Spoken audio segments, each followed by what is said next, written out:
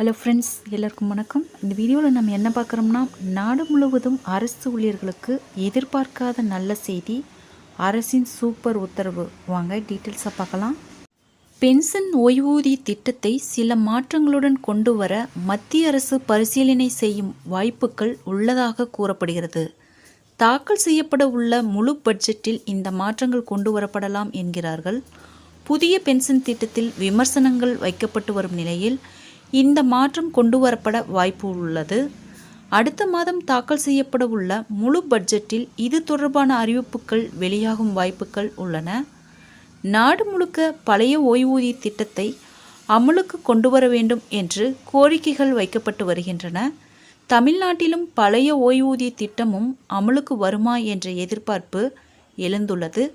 இதில் முக்கியமான வாக்குறுதி பழைய ஓய்வூதிய திட்டமாகும். ஆனால் இதை இன்னும் தமிழ்நாடு அரசு கொண்டு வரவில்லை.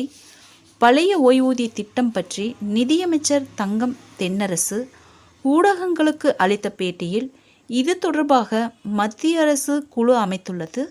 அரசு ஊழியர்களின் நலனில் மாநில அரசு எப்போதும் கவனமாக இருக்கும். இது தொடர்பாக பலர் எங்களிடம் கோரிக்கை வைத்து வருகின்றனர். தேவையான நடவடிக்கையை நாங்கள் விரைவில் எடுப்போம் என்று தங்கம் தென்னரசு கூறியுள்ளார். இந்த நிலையில்தான் புதிய பென்ஷன் திட்டத்தில் மாற்றங்களை ஏற்படுத்த மத்திய அரசு முடிவு செய்துள்ளதாக தகவல்கள் வெளியாகின. ஊழியர்கள் கடைசியாக வாங்கிய வருமானத்தில் 40 முதல் 45% பென்ஷனாக கிடைக்கும் வகையில் விதிகளை மாற்ற உள்ளனர்.